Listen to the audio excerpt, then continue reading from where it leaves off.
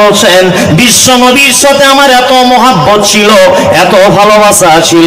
আম্মা জান আয়েশা বলছেন যে গেলাসে আমি পানি পান করিতাম, পান করা হয়ে গেলে নবীকে দিতাম, দেখিতাম আমিও গো নিজে নয়নেতে ওখানে মুখ লাগায়া নবী পান করিতেন। আম্মা জান আয়েশা বলছেন আমি পানি পান করে গ্লাসটা রেখে দিয়েছি, বিশ্ব নবীকে দেখেছি ওই জায়গাটায় মুখ লাগিয়ে আবার নবী আমার পানি পান করতেন। আল্লাহর নবী বলছেন, আম্মা জান আয়েশা বলছেন যে আমি দস্তরখানের উপরে গোশতকে হাড্ডিটা ফেলেছি, রাসূলুল্লাহকে দেখেছি ওই হাড্ডিটা আবার মুখের ভিতরে দিয়ে চিবিয়ে চিবিয়ে রস বার করে করে খেতেন। এ ভালোবাসা আছে? আছে? আপনার আঁঠু আপনার বউ খায়? কি করে খাবে? বিড়ির গন্ধতে ঘুম হয় না, হারামখোর সারাদিন টানছে, আঁঠু খাবে? হ্যাঁ, আপনার বউ আপনার আঁটু, ওই যে আপনার পাশে থাকে এটা আলহামদুলিল্লাহ পড়ুন। কি বলছি বুঝতে পারছেন না? ওই যে আপনার কাছে থাকে তো এইটা আলহামদুলিল্লাহ পড়ুন। স্বামীর সঙ্গে বিবাদ, আল্লাহ নবী সাল্লাল্লাহু আলাইহি ওয়াসাল্লাম 3 নম্বরে বলছেন ওদের স্বামীর অকৃতজ্ঞ। মহিলারা দেখবেন স্বামীর অকৃতজ্ঞ, অকৃতজ্ঞ হয় না? হয়। হ্যাঁ, ওদের মুখে দেখবেন একটাই ভাষা, আমার বাপ, আমার খালু, আমার দাদু, আমার বোন, আমার মা, আমার বোন, আমার অমুক, আমার তমুক। ওরা এইটা বলতে খুব পছন্দ করে, করে না? খুব করে। আপনি ওকে সোনার যদি পাহাড় দেন তবুও বলবে আমার বাপের বাড়িটাই ভালো। এটা ওদের অভ্যাস, স্বামীর অকৃতজ্ঞ। আপনার গাছে একটা কাঁঠাল হয়েছে, আপনি পেড়ে আনবেন, স্বামী স্ত্রী দুজনা খেতে বসবেন, তো খেতে খেতে বলবেন সাবিনার মা সত্যি করে বলো তো কাঁঠালটা খুব মিষ্টি না? তো এক চান্সে দেখবেন মাথা চুলকাতে চুলকাতে বলবে মোটামুটি মিষ্টি, আমার আব্বাদের গাছের মতো মিষ্টি নয়। এটা বলবেই, এটা অভ্যাস। হযরত মুহাম্মদ সাল্লাল্লাহু আলাইহি ওয়াসাল্লাম বোকা লোক ছিলেন না খুব বুদ্ধিমান লোক ছিলেন? হ্যাঁ, বুদ্ধিমান লোক ছিলেন, মারাত্মক বুদ্ধিমান লোক ছিলেন। দেখুন সামাজিক বাস্তব চিত্রটা 1500 বছর আগে তুলেছেন। এরা স্বামীর অকৃতজ্ঞ। আল্লাহওয়ালি মেয়েকে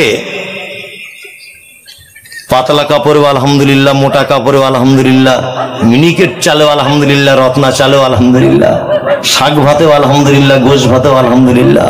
এই হচ্ছে আল্লাহওয়ালি নারী। আর অভিযোগ যদি করে ও হস্তিনী নারী। বুঝতে পারলেন তো? ওকে রেখে দ্বিতীয় চিন্তা ভাবনা করুন, ওর সঙ্গে সংসার টেকানো যাবে না, খুব কঠিন হয়ে যাবে। আল্লাহ নবী সাল্লাল্লাহু আলাইহি ওয়াসাল্লাম লাস্ট বলছেন কি? গীবত। যেটা বলতে বলতে এত দূর এসেছি, গীবত।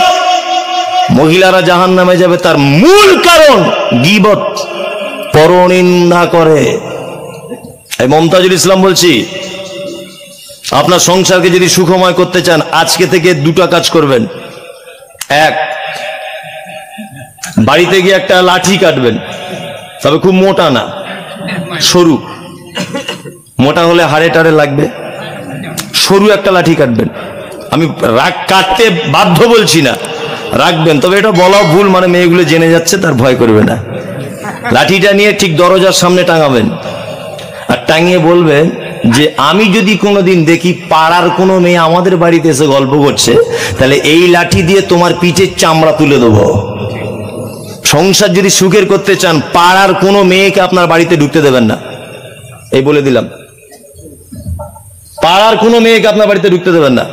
ওদের কাজ কি দেখবেন? দেখাবো, নতুন বউ এসেছে বাড়িতে, পাড়ার সব মেয়েরা দেখতে আসছে বউ, সব মেয়েরা বউ দেখতে আসছে, সবাই দেখে মিষ্টি খেয়ে চলে যাচ্ছে, একটা মেয়ে ঘোমটা দিয়ে বসে আছে। মানে ওর মতো ফেরেশতার আলিফ গ্রামে নাই। ফেরেশতার কাজ কি না, শ্বশুর শাশুড়ি একটু আনমন হয়েছে, ওইদিকে গিয়ে কোথাও কলের দিকে গেছে বা চা করতে গেছে, এ তখন ফেরেশতার বউটাকে, নতুন বউটাকে বলছে কোথা বাড়ি? বাড়ি কৌচা কলম ডাঙাতে। কটা ভাই? কটা? একটা কথা বলছি ভালো করে শুনে রাখিও, যাদের ঘরে তুমি বৌমা হয়ে এসেছো এরা লোক খুব জুতার নয়, খুব সাবধানে থাকবে। আমি আজকে 1-2 বছরে সংসার করছি না, আজকে 24 বছরের বৌমা এই পাড়ার। আমি জানি এরা কি চিজ, অথচ কিছুই নয়, অথচ কিছুই নয়। এই যে বলে দিয়ে চলে গেল, সংসারে 12টা বাজিয়ে দিয়ে চলে গেল।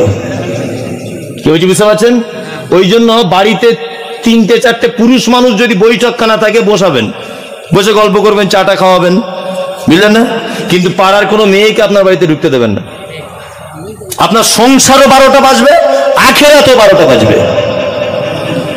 খুব সাবধান থাকবেন। ওরা কত খাতারনাক আপনি জানেন না। 25 বছরের যুবক ছেলে মায়ের হাতের ছাড়া রান্না খায় না। স্কুল কলেজ যেখানেই যাক মা টিফিন করে দেয় তবে খায়। কালকে বিয়ে হয়েছে, পরশুদিন ঘুম থেকে উঠে বলছে মা তোকে একটা কথা বলবো। বলছে কি বল? বুঝে তোদের সব ভালো, তুই আর আব্বা লোক খারাপ। বুঝে কেন? যে আমি যে ইনকাম করছি সব তোর মেয়েদেরকে দিয়ে দিচ্ছিস। 25 বছর বাপ মা ভালো ছিল, 4 ঘন্টা এক বিছানায় বালিশে মাথা দিয়ে শুয়ে এমন তাবিজ দিয়েছে, বাপ মা আলাদা হয়ে খায়, বৌমা আলাদা খায় দুতলার উপরে। কত খাতারনাক বুঝতে পারছেন? হ্যাঁ, খুব মারাত্মক। সাবধানে থাকতেন এদের থেকে, খুব সাবধান। আমি কত স্কুলে হেডমাস্টারকে দেখেছি আন্ডার প্যান্ট পরে নিজে পায়খানা করে নিজে মাখছে, আমি নিজে চোখে দেখেছি। আরে কি ব্যাপার শফিক মাস্টার এরকম অবস্থা? বলছে বইয়ের টেনশনে জ্বলনে খেপা হয়ে গেছে। কত লোককে দেখেছি। সব সাবধান, এরা গীবতের মাস্টার। এই যে বসে আছে এখানে, আপনি ভাবছেন কি ফেরেশতা নাকি? বসে বসে দেখুন ওই চর্চাই করছে। বুবু তুই কিসে এলি? তোর টোটো ভাড়া কত নিল? বড় ছেলেটা ভালো আছে তোর? তো বৌমাটা বেশি বদমাশি করছিল, তালাক দিলি নাকি? এইসব গল্প চলছে, জান আপনি জান ওর ভিতরে এই কাহিনী আর কি। হযরত মুহাম্মদ সাল্লাল্লাহু আলাইহি ওয়াসাল্লাম বোকালোক ছিলেন না? বোকালোক ছিলেন? একদম বোকালোক ছিলেন না। ওই করতেই ব্যস্ত। আর এই কেসের আমি ভুক্তভোগী, আমায় ছাড়া আপনার এই দুঃখ আর কেউ বুঝবে না। আমি তো মহিলা মাদ্রাসা চালাচ্ছি এখন কলমডাঙ্গাতে, জানেন তো এটা?